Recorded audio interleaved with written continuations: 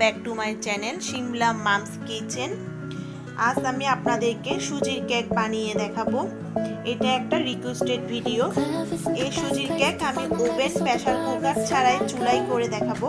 খেতে অনেক স্পঞ্জি হয়, সাধারণত রুম টেম্পারেচারে রেখেও কয়েকদিন খাওয়া যাবে। চলুন তাহলে দেখে নেওয়া যাক কিভাবে করেছি আমি সুজির কেকটি। সুজির কেক বানানোর জন্য এখানে আমি একটা মেজারমেন্ট কাপ নিয়ে নিয়েছি। যাদের মেজারমেন্ট কাপ নেই তারা চাইলে 4 কাপ দিয়েও মাপটা নিতে পারেন। এখানে আমি এখন একটা 4 কাপ নিয়েছি। এরকম 4 কাপ সবার বাসায় থাকে। আমি এখন এই 4 কাপের মধ্যে 1.5 কাপ আমি এখন সুজি নিয়ে নিয়েছি।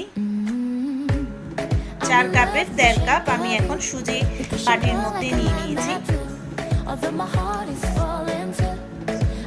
1 কাপ আমি এখন চিনি নিয়ে নিয়েছি।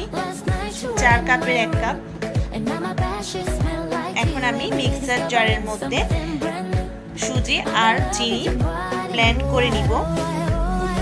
এখন আমি আরেকটা বাটি নিয়ে নিয়েছি। ওখানে আমি এখন 3 টেবিল চামচ টক দই নিয়ে নিব। টক দইটা ফ্রেশ নেওয়ার চেষ্টা করবেন, বাসি টক দই নেবেন না, কারণ বাসি টক দই নিলে বেশি টক থাকে।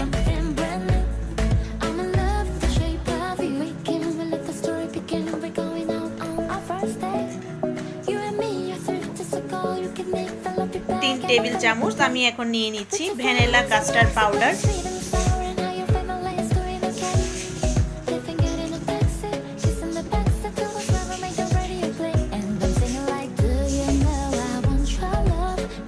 হাফ পরিমাণ আমি এখন সাদা তেল দিয়ে দিচ্ছি। 1 কাপ আমি এখন দুধ দিয়ে দিচ্ছি। ঠান্ডা টেম্পারেচারে রাখা দুধ ব্যবহার করবেন না, নরমাল টেম্পারেচারে রাখা দুধ ব্যবহার করতে হবে। ভালো করে মিশিয়ে নিচ্ছি আমি। ভালো করে আমি এখন সবগুলো মিক্সড করে নিচ্ছি। মিক্সড করা হয়ে গিয়েছে। আমি এখন টক দইয়ের সাথে আবার মিশিয়ে নিব।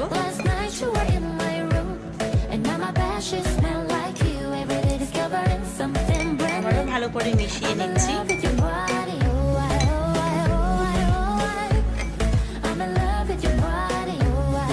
মিক্সিং জারের মধ্যে আমি এখন সুজি আর চিনি পাউডার করে নিলাম।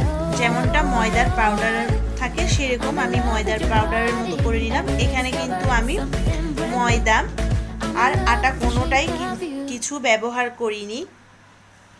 সমস্ত সব কিছু দিয়ে আমি যে একটা ব্যাটার বানিয়েছিলাম, যেটা আমি আলাদা করে রেখে দিয়েছিলাম, আমি এখন ব্যাটারটা চিনি আর সুজির মধ্যে দিয়ে দিব।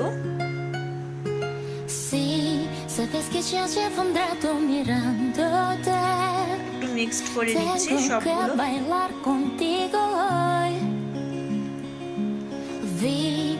মিক্সড করে নিয়ে আমি এখন আবার মিক্সিং জারের মধ্যে আবার ব্লেন্ড করে নিব।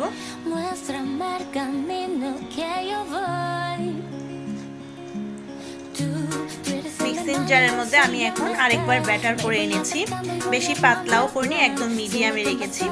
আমি এখন দিয়ে দিচ্ছি ইনো।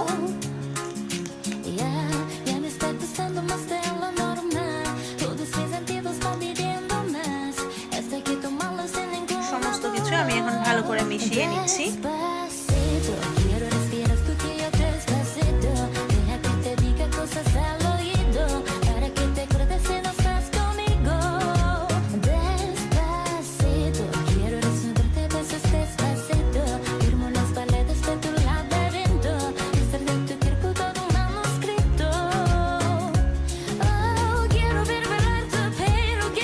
ইনোটা ব্যবহার করলে খুব সুন্দর একটা স্পঞ্জি হয়।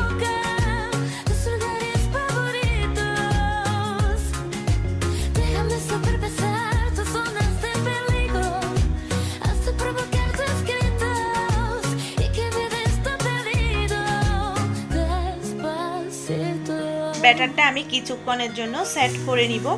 এটা আমি এখন এক পাশে রেখে দিচ্ছি।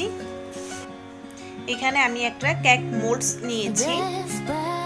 কেক মোল্ডস যদি আপনাদের না থাকে তাহলে স্টিলের টিফিন কন্টেনারটাও ব্যবহার করতে পারবেন। এবার আমি নিয়ে নিয়েছি ব্যাটার পেপার। ব্যাটার পেপারটা আমি কেক মোল্ডের ভিতরে গোল সাইজ করে কেটে নিয়েছি। ব্যাটার পেপারের আগে আমি কেক মোল্ডসের ভিতরে আগে তেল ব্রাশ করে নিচ্ছি।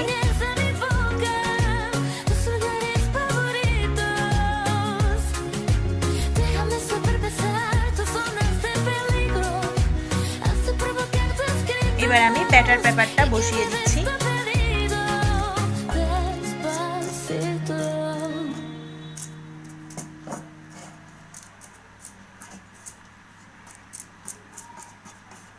এবার আমি ব্যাটার পেপারের উপরে আবার তেল ব্রাশ করে দিব।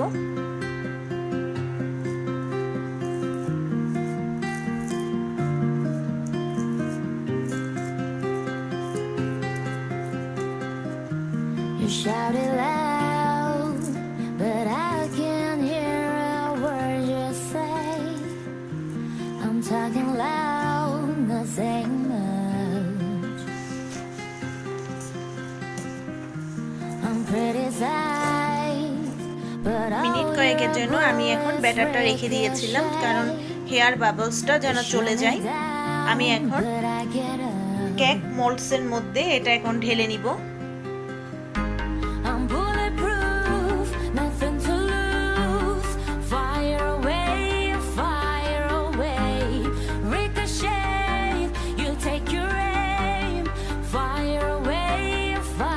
কেক মোল্ডসের মধ্যে আমি এখন ব্যাটারটা ঢেলে নিয়েছি। এবার আমি চুলাতে চলে আসলাম। চুলাতে আমি এখন একটা সসপ্যান বসিয়ে দিলাম। এবার আমি খাবার রাখার স্ট্যান্ড বসিয়ে দিব। ঢাকনা দিয়ে দিচ্ছি। ঢাকনা দিয়ে কিছুক্ষণ আমি সসপ্যানটা গরম করে নিব। 2 মিনিট সসপ্যানটা গরম করে নিয়েছি। আমি এখন ঢাকনাটা তুলে নিব।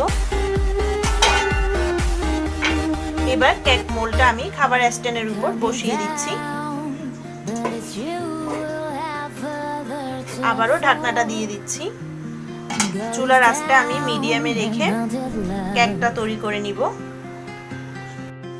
মোটামুটি 30 মিনিট পর আমি এখন ঢাকনাটা তুলে নিচ্ছি।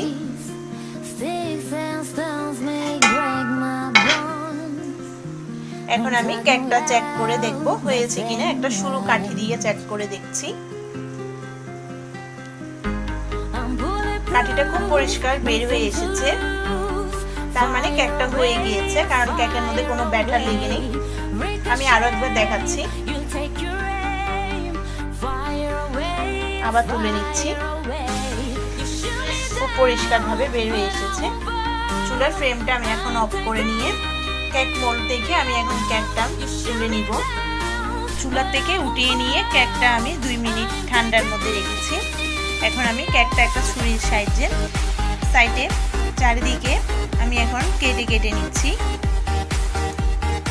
যেন কেকটা তুলতে অসুবিধা না হয়।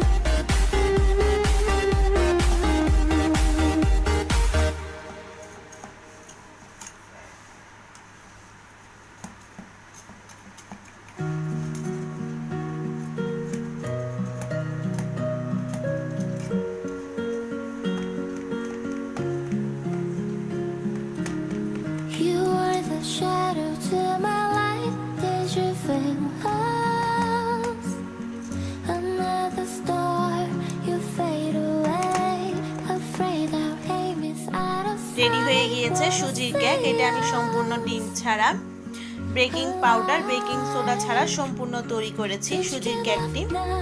এটি অবশ্যই আপনারা বাসায় একবার ট্রাই করবেন। সুজির কেকটা খুব স্পঞ্জি হয়েছে, খেতেও অনেক টেস্টি হবে। আর আমার চ্যানেলে যদি নতুন ফ্রেন্ড হয়ে থাকেন, আমার চ্যানেলটা সাবস্ক্রাইব করার অনুরোধ রইল। পাশে থাকা বেল আইকনটি প্রেস করে দিয়ে নিত্য নতুন ভিডিও খুব তাড়াতাড়ি পেয়ে যাবেন। সবাই ভালো থাকবেন, সুস্থ থাকবেন। ধন্যবাদ।